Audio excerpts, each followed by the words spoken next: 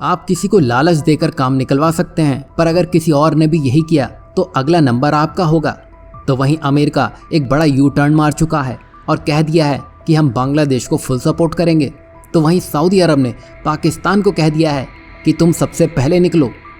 जैसा कि आप देख पा रहे हैं, हर देश किसी न किसी से परेशान है, लेकिन मुस्लिम देशों को सबसे ज़्यादा पाकिस्तान से ही परेशानी है, क्योंकि यह हरदम मांगते हुए ही दिखता है। लेकिन अभी कुछ ऐसा हुआ है जिससे सऊदी अरब पाकिस्तान पर बुरी तरह भन्नाया हुआ है, जिसकी वजह से अंतर्राष्ट्रीय स्तर पर पाकिस्तान को शर्मिंदगी का भी सामना करना पड़ा है। दरअसल सऊदी अरब ने उम्रा के लिए पाकिस्तान से आने वाले भिखारियों की बढ़ती संख्या पर नाराज़गी जताई है। जो उम्रा नहीं जानते हैं उनके लिए बता दें कि ये एक इस्लामी यात्रा है जो मक्का में की जाती है और उम्रा को किसी भी समय किया जा सकता है, जबकि हज केवल एक विशेष समय पर की जाती है और पाकिस्तान के भिखारी इसी का फ़ायदा उठाने में लगे हुए हैं। दरअसल सऊदी अरब मुस्लिम देशों को उम्रा और हज के लिए वीज़ा देता है ताकि वे अपने धार्मिक कर्तव्यों का पालन कर सकें, लेकिन पाकिस्तान से कुछ लोग उम्रा के बहाने सऊदी अरब आ जाते हैं और वहां रुककर भीख मांगने लग जाते हैं। इससे सऊदी अरब की छवि दुनिया में खराब होती हुई दिखाई दी है और सऊदी ने इसको लेकर पाकिस्तान को साफ साफ चेतावनी भी दे दी है कि अगर इसको रोका नहीं गया और ऐसा ही चलता रहा तो हम आगे से इन सब कामों के लिए वीज़ा देना ही बंद कर देंगे। और इसके तुरंत बाद ही पाकिस्तान सरकार ने भी इसे गंभीरता से लिया और एक नया कानून पास कर दिया। बता दें कि कुछ आंकड़े तो ये भी बताते हैं कि विदेशों में पकड़े गए 90% भिखारी पाकिस्तान से ही होते हैं।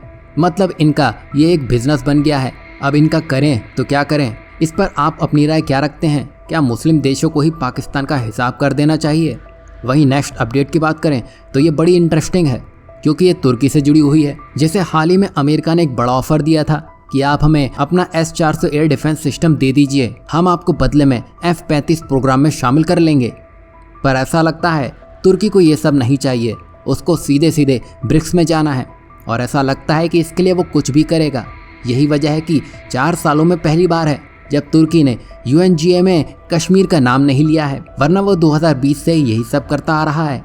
आखिर ऐसा हुआ क्या है कि कश्मीर का एक बार भी नाम सामने नहीं आया है, जबकि इजराइल को लेकर एर्दोगान खूब बरसे हैं और तुर्की के ऐसा करने से अब पाकिस्तान की परेशानियां और बढ़ चुकी हैं, क्योंकि एक तुर्की ही था जो कश्मीर में उसका सुर से सुर मिलाता था, लेकिन अब वो भी शांत हो चुका है। दरअसल तुर्की भारत से बहुत कुछ चाहता है।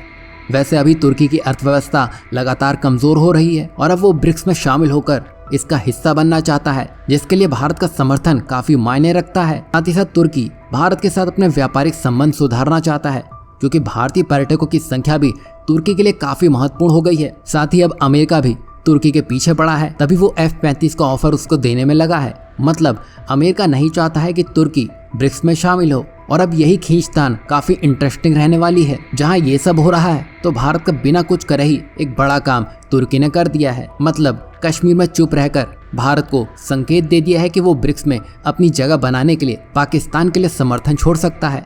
बता दें कि एर्दोगान मुस्लिम देशों का नेतृत्व करना चाहते हैं और ये संभव भी है कि वो भविष्य में फिर से कश्मीर का राग अलापना शुरू कर दें, लेकिन अभी के लिए जो कुछ भी होता हुआ दिखाई दे रहा है वो भारत के फेवर में ही जाता दिख रहा है। इसमें आपको क्या लगता है, भारत को तुर्की को ब्रिक्स में शामिल कर लेना चाहिए?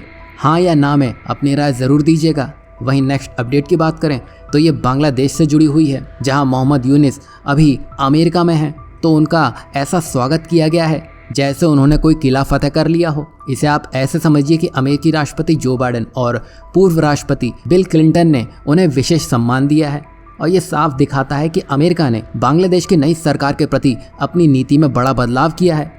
पहले जब शेख हसीना प्रधानमंत्री थी तो अमेरिका बांग्लादेश पर प्रतिबंध लगाता था, लेकिन अब वो नई सरकार को खुला समर्थन देने में लगा है। मतलब यहाँ जो कुछ भी हो रहा है इसके पीछे कहीं ना कहीं अमेरिका का ही हाथ लग रहा है, क्योंकि बिना मतलब के अमेरिका एक हाथ भी नहीं उठाता है। यही वजह है कि अमेरिका अब बांग्लादेश को आर्थिक और राजनीतिक सहयोग देने की तैयारी कर रहा है और ये भी मुमकिन है कि आने वाले समय में अमेरिका जो मिलिट्री बेस बांग्लादेश में चाह रहा था वो इसी का हिस्सा हो। वहीं इतना सब होने के बाद भी बांग्लादेश की तरफ से और ना ही अमेरिका की तरफ से बांग्लादेश में जो अल्पसंख्यक हैं, खासकर हिंदुओं पर हो रहे हमले को लेकर किसी ने कोई बात नहीं की है। इससे ये साफ है कि जियोपॉलिटिक्स में सब अपना हित ही देखते हैं और अमेरिका के इस रवैये से ये साफ दिखता है। वैसे यहाँ आपको क्या लगता है, अमेरिका और बांग्लादेश के लिए भारत को अपनी रणनीति में किस तरह धार देनी चाहिए?